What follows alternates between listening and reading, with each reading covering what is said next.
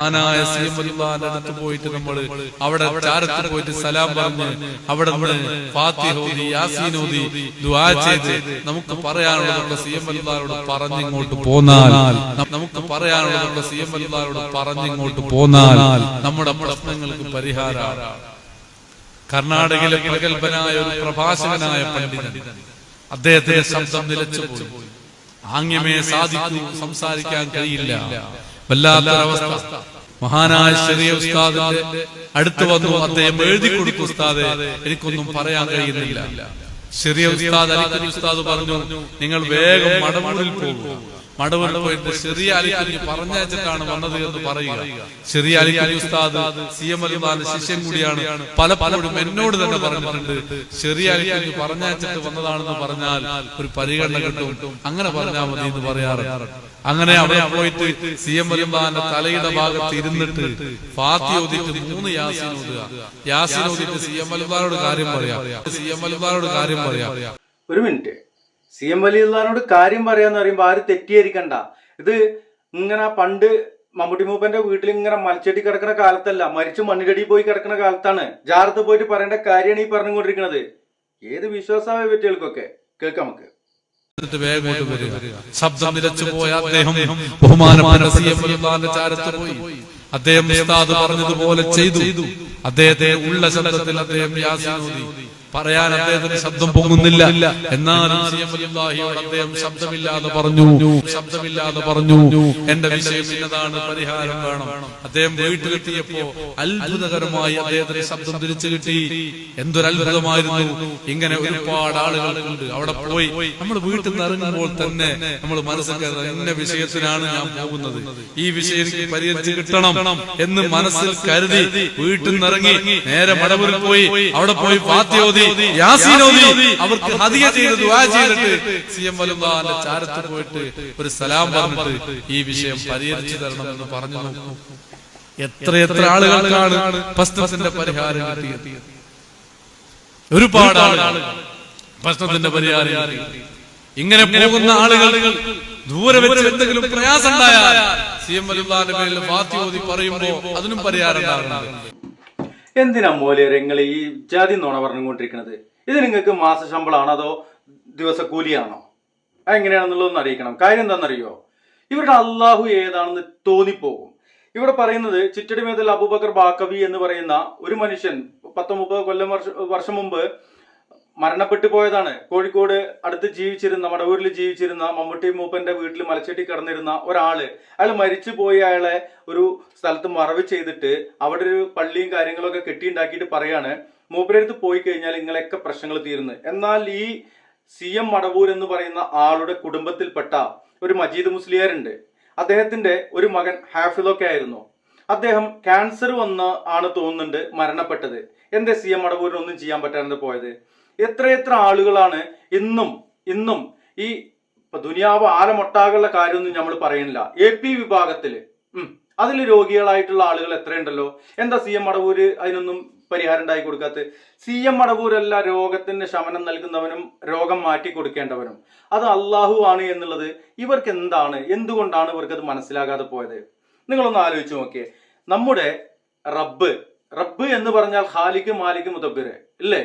അങ്ങനെയുള്ള സാഹചര്യത്തിൽ ഈ റബ്ബാണ് നമ്മുടെ കാര്യങ്ങളെല്ലാം നിയന്ത്രിക്കുന്നത്, നിയന്താവ് അല്ലയാണ് എന്നുള്ള ആ ഒരു കാര്യം മറന്നുകൊണ്ട് നന്ദികേട് പ്രവർത്തിച്ചുകൊണ്ട് മരിച്ചു മണ്ണിന്റെ അടിയിൽ കിടക്കുന്ന ഒരു മനുഷ്യന്റെ അടുത്ത് പോയിട്ട് നിങ്ങളുടെ പ്രശ്നങ്ങള് പരിഹാരം കാണണം എന്ന് പറയുന്ന ഒരവസ്ഥയിലേക്കാണ് ഇവർ എത്തിയിട്ടുള്ളത്. ഇതിനെന്താണ് പറയുക? നന്ദികേട് എന്നല്ലാതെ ഇതിനെന്താണ് പറയുക? പ്രിയമുള്ളവരെ, നിങ്ങൾ ചിന്തിക്കുക. ഇവരുടെ കൂട്ടത്തില് ഞാൻ നേരത്തെ പറഞ്ഞു, ലോകത്തുള്ള മുഴുവനൊന്നും വേണ്ട, ഈ കേരളത്തിലെ മുസ്ലിങ്ങൾ മൊത്തം വേണ്ട. ഈ കേരളത്തിലെ മുസ്ലിങ്ങളിൽ നിന്ന് ഫിൽട്ടർ ചെയ്തുകൊണ്ട് ഈ AP-ക്കാരാണല്ലോ ഈ പച്ച നോണ അധികം പറഞ്ഞു നടക്കുന്നത്. ആ വിഭാഗത്തിലുള്ള രോഗികളായ ആളുകളെ ഒരു മാസം സമയം തരാം. സി.എം. മടവൂരിന് ഓലൊക്കെ രോഗം മാറ്റിയിട്ട് AP വിഭാഗത്തിൽ ഇനി രോഗികളായിട്ട് ആരും ഇല്ലാന്നൊന്ന് വരുത്തി തീർത്ത് തന്നാണ്. നിങ്ങളെ പടച്ചോം സി.എം. ആണിച്ചെങ്കിൽ അതൊന്ന് തെളിയിച്ചാണ്. അത് തെളിയിക്കുവാനുള്ള ആംബിയർ ഉണ്ടോ നിങ്ങൾക്ക്? ഉണ്ടോ? ഈ അബൂബക്കർ മുസ്ലിയാര് കാന്തപുരം, അദ്ദേഹം തന്നെ ഒരുപാട് ദിവസമാണ് അങ്ങോട്ടാണോ ഇങ്ങോട്ടാണോ എന്ന് അറിയാതെ മൈത്ര ഹോസ്പിറ്റലിൽ കിടന്നത്. എന്നിട്ട് അദ്ദേഹം ജീവിതത്തിലേക്ക് വന്നിട്ട് 3 ആളെങ്കിലും താങ്ങണം, മൂപ്പർക്കൊന്ന് നിൽക്കണമെങ്കിൽ. ഉന്തുവണ്ടിയിൽ ഇരുത്തിയിട്ടാണ് നടക്കുന്നത്. ആ സി എമ്മിനോട് പറഞ്ഞിട്ട്, പ്രായമൊന്നും വിഷയമല്ലല്ലോ, സി എമ്മിന്റെ കറാമത്തുകൊണ്ട് മൂപ്പരൊന്നും നടക്കട്ടെ, ആരുടെയും സഹായം ഇല്ലാതെ മൂപ്പരൊന്ന് ഓടുന്നത് കാണട്ടെ. അപ്പൊ ഇതൊന്നും കളിയാക്കല്ല. ഇവര് ഈ നുണ പറഞ്ഞു നടക്കുമ്പോ ആ നുണയാണെന്ന് അറിയിക്കാൻ വേണ്ടിയിട്ട് ഇങ്ങനെയൊക്കെ നമുക്കിത് പറഞ്ഞേ പറ്റൂ. ഇവര് നുണ പറയൽ നിർത്താതെ നമ്മള് ഇത് തിരുത്തലും നിർത്തൂല. അത് നിർത്തുന്നതിന്റെ അടിയിൽ അത് ട്രോളാണ്, അത് കുറ്റം പറയാണ്, അത് മറ്റ് എന്ത് പറഞ്ഞിട്ട് കാര്യമല്ല. നിങ്ങൾ ഈ നുണ പറഞ്ഞുകൊണ്ടിരിക്കുമ്പോ നമുക്ക് തിരുത്താതിരിക്കാൻ കഴിയില്ല. ഇത് കേൾക്കുന്ന സഹോദരന്മാർ മനസ്സിലാക്കേണ്ടത് അതാണ്. ഈ സി എം മടവൂരി എന്ന് പറയുന്ന മനുഷ്യൻ, അയാൾക്ക് സുഖമില്ലായിരുന്നു, അയാൾക്ക് നീച്ചടക്കാൻ വയ്യാത്തൊരു അവസ്ഥ ഉണ്ടായിരുന്നു. അയാൾക്ക് അടുത്ത് വന്നിട്ട് പോലും ആളുകളെ തിരിച്ചറിയാൻ പറ്റാത്ത ഒരാൾ വന്നിട്ട് ഇങ്ങനെ നിൽക്കുക. അപ്പൊ ആരാത്? അപ്പോ ബഷീറാണ്. ബഷീറേ, കണ്ണ് കാണില്ലേ? ഇത് കണ്ണട വെച്ചിട്ടും കൂടി കണ്ണ് കാണാത്തൊരു അവസ്ഥ ഉണ്ടായിരുന്നു. ഷുഗറിന്റെ അതിപ്രസരം കാരണം നരമ്പുകളൊക്കെ തളർന്നിട്ട് കണ്ണടിച്ച് പീസായി പോയ മടവൂരാണ് ശബ്ദമില്ലാത്തവന് ശബ്ദം തിരിച്ചു കൊടുത്തതെന്ന് പറയാൻ നാണല്ലേ മൂല്യരംഗക്ക്? ഇല്ലേ? ഇത് കേൾക്കുന്ന ആളുകൾ ചോദിക്കണ്ടേ? അതുപോലെ തന്നെ ഷുഗർ, ഭയങ്കര ഷുഗർ. അയാള് മരുന്നുമ്മേണ് ജീവിച്ചിരുന്നത്. ലാസ്റ്റ് അയാളുടെ കാലം കഴിഞ്ഞു പോയി. മരിച്ചപ്പോ മൂപ്പര് പടച്ചോന്റെ ദർജയിലേക്ക് എത്തി എന്ന് പറഞ്ഞാൽ അതന്നെയല്ലേ ഷിർക്ക് എന്ന് പറയുന്നത്? രോഗം ഷിഫയാക്കുന്നവൻ അള്ളയാണ്.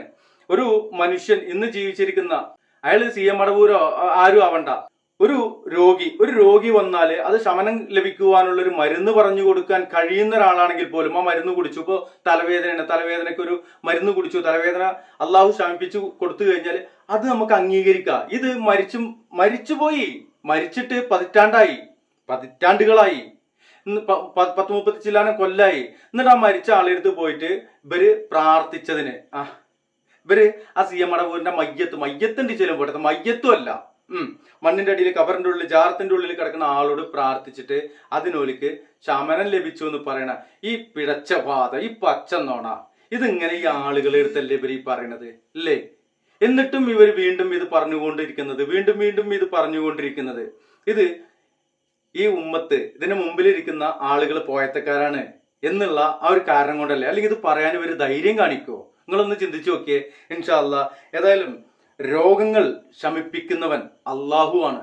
അള്ളാഹുവിനെയാണ് നാം മനസ്സിലാക്കേണ്ടത്, അവനെ ആശ്രയിക്കേണ്ടത് എന്ന് മാത്രം അറിയിച്ചുകൊണ്ട് ഇവിടെ ഒരു തൗഹീദി പ്രഭാഷണത്തിന്റെ ബാക്കിൽ ചേർക്കുന്നുണ്ട്. കാണുക, മനസ്സിലാക്കുക. അള്ളാഹു അനുഗ്രഹിക്കട്ടെ. അസ്സലാമു അലൈക്കും വറഹ്മത്തുള്ളാഹി വബറകാതുഹു. ഒരു രോഗം അല്ലാഹു തന്ന പരീക്ഷണല്ലേ?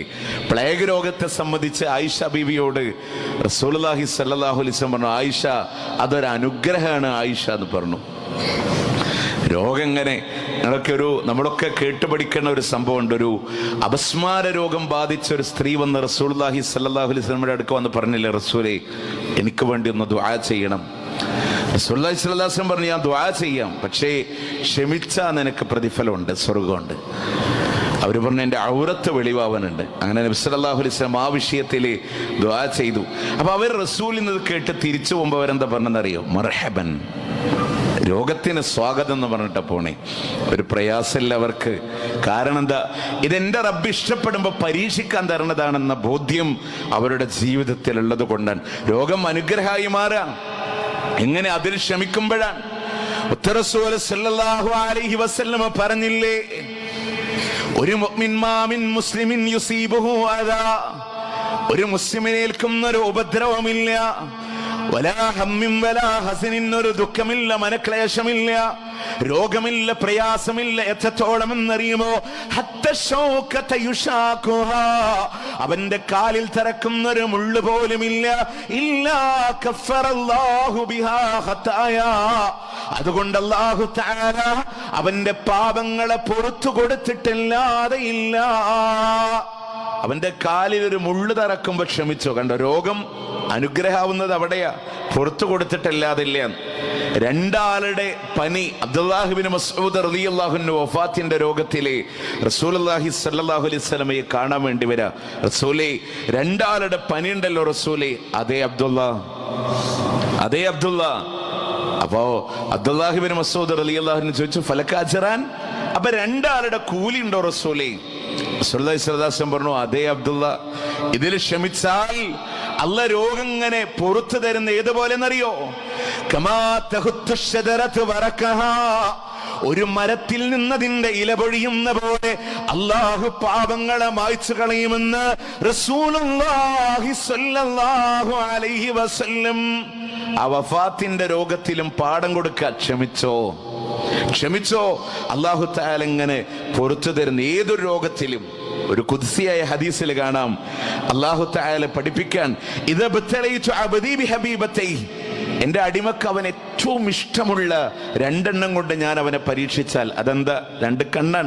ആ രണ്ട് കണ്ണുകൊണ്ട് അവനെ ഞാൻ പരീക്ഷിച്ചതിൽ അവൻ വിജയിക്കാണ് കണ്ടല്ലോ. അവൽതുഹു മിൻഹുൽ ജന്ന, ആ രണ്ട് കണ്ണിന് പകരം ഞാൻ കൊടുക്കുന്നത് സ്വർഗ്ഗമായിരിക്കുന്നു. അതിലവൻ തിരിച്ചല്ലാനോടൊന്നും പറയണില്ല. അതിലവൻ ക്ഷമിക്കുമ്പോ അല്ലാഹു തആല അവന് പകരം കൊടുക്കുന്നത് സ്വർഗമായിരിക്കുമെന്നുള്ളതാണ്. അതുകൊണ്ട് ഏത് രോഗത്തിലും അതിൽ അല്ലാഹുവിനോട് ശാപം പറയാതെ പരീക്ഷണത്തെ സ്വീകരിക്കുമ്പോ അജബൽ ലി അംരിൽ മുഅ്മിൻ, ഒരു വിശ്വാസിയുടെ കാര്യം അത്ഭുതമാണ്. അല്ലാഹുവിന്റെ റസൂൽ സല്ലല്ലാഹു അലൈഹി വസല്ലം അത് പറഞ്ഞിട്ട് അവിടുന്ന് പറയാ, ഇത് വിശ്വാസിക്ക് മാത്രമുള്ള ആനുകൂല്യം. അവന്റെ കാര്യം അത്ഭുതം. ഖൈർ ബാധിച്ചാലും ഷർറ് ബാധിച്ചാലും അവനത് ഖൈർ മാത്രമേ ആവുള്ളൂ, അത് അവന് മാത്രമുള്ളതാണ്. അപ്പൊ സഹാബത്ത് പറഞ്ഞു, റസൂലേ ഖൈർ ബാധിക്കാന്ന് പറഞ്ഞാൽ ഞങ്ങൾക്ക് മനസ്സിലാവും, പക്ഷെ ഷർറ് ഒരാൾക്ക് ബാധിക്കുമ്പോ അതെങ്ങനെയാ അവന് ഖൈറായിട്ട് മാറുന്നത്? നബി സല്ലല്ലാഹു അലൈഹി വസല്ലം പറഞ്ഞു കൊടുക്കാണ്, അവനൊരു ഖൈർ വന്നാൽ അവൻ അല്ലാഹുവിനെ സ്തുതിക്കുന്നുണ്ട്, അല്ലാഹുക്ക് ശുക്ർ ചെയ്യുന്നുണ്ട്, അതവന് ഖൈറായി മാറുന്നുണ്ട്. എന്നാൽ അവനൊരു ഷർറ് ബാധിക്കുമ്പോ അവൻ ഇതാ വിഷയങ്ങളിലൂടെ ക്ഷമ കൈക്കൊള്ളുന്നുണ്ട്. അതിൽ നിന്ന് രക്ഷപ്പെടുത്തി കൊടുക്കാൻ തന്റെ നാഥനോട് അവൻ ദുആ ചെയ്യുമ്പോ അതും അവനൊരു ഖൈറായി മാറുകയാ.